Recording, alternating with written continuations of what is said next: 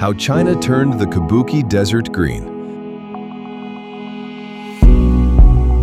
The power of patience and persistence.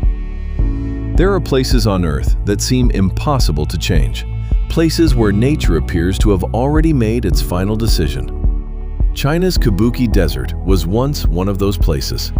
People didn't simply call it a desert, they called it the Sea of Death. Because every year, more fertile land disappeared beneath moving sand.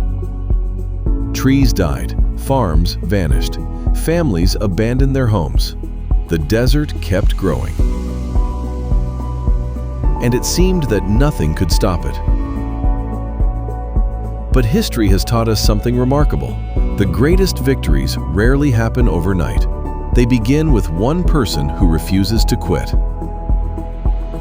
The problem no one could ignore.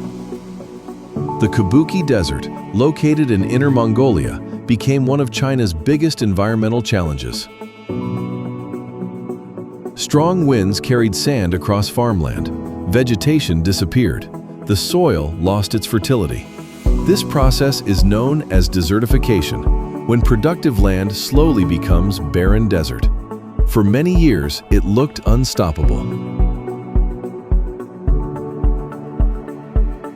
Fighting against nature. China launched large-scale restoration programs. Scientists studied the land. Workers planted millions of trees and shrubs. Special straw checkerboard barriers were placed across the sand to reduce wind speed and trap moisture. It wasn't glamorous, it wasn't fast, but little by little, the sand began to move less. The land slowly became more stable. A different way of thinking. Among those leading this mission was Wenbiao. While many people saw only endless sand, he saw possibility. His team believed that if plants could survive long enough to establish their roots, nature would eventually begin helping itself. So they planted drought-resistant trees and shrubs. Each surviving plant became another small victory. Not because one tree could change a desert, but because thousands of small victories eventually become a forest. Let nature do the work. As vegetation expanded, wildlife slowly returned. In some restoration areas, local communities raised Rex rabbits, creating new economic opportunities through their valuable fur. Animal manure naturally improved soil quality. More plants attracted more life. More life improved the land. Instead of constantly fighting nature, people learned to work with it. And that changed everything. Technology joined the mission. The transformation didn't stop with trees. Large solar power stations were built across parts of the desert.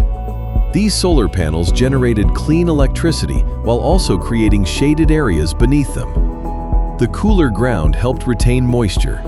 In some places, grasses and vegetation began growing under the panels. Technology wasn't replacing nature, it was supporting it. The desert changes. Years passed, then decades. The results became impossible to ignore. Large areas that had once been covered by shifting sand were now protected by vegetation. Communities returned. New jobs were created. Agriculture improved. The Kubuqi Desert became one of the world's best-known examples of ecological restoration. Not because someone found a miracle, but because thousands of people stayed committed for years.